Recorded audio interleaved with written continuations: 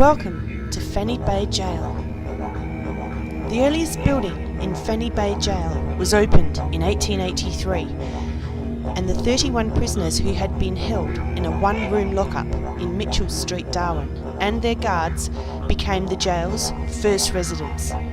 Cell blocks A and B comprise 16 bare cells, each 3 metres square and fitted with ring bolts and restraining chains.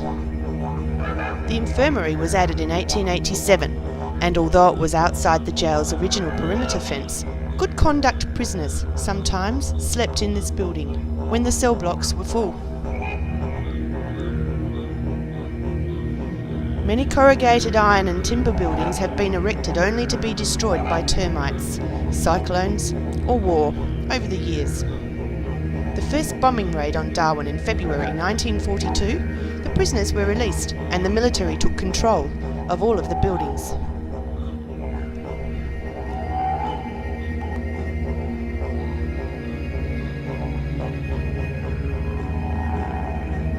The gallows inside the old infirmary are a particularly gruesome feature of the jail, yet they were used for only 2 executions.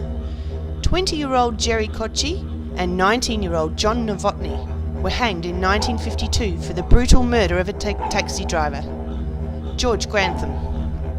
There are many gaps in the jail's records, and although local popular opinion maintains that as many as 70 executions took place inside the jail, only 7 are officially recorded.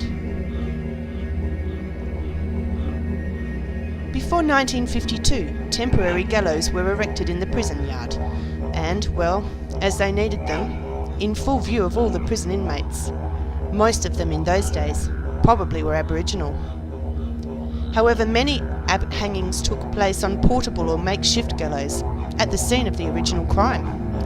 And while only 4 hangings were recorded at remote locations, there are many reliable accounts of Aboriginal suspects being shot when resisting arrest.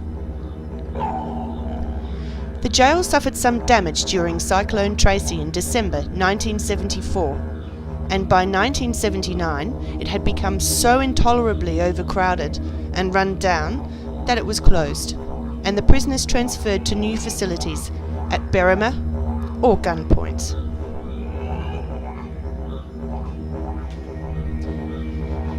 This spooky old gruesome place also has a caged area, painted white, outside, which was originally used as padded cells, where people who had a mental illness and were considered to be in danger to themselves or other people were placed here.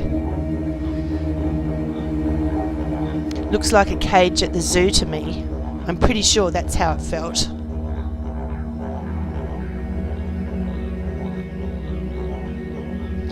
The residual energy of the lives of the prisoners is tangible within these walls.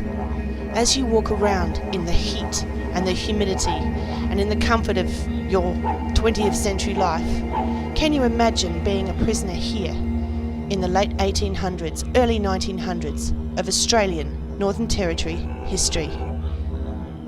Considering Darwin is a free settled state, no actual convicts were incarcerated in Darwin. However, as with any colony, a prison is soon required, and to this day it remains as a museum, as a point of interest, as a curiosity.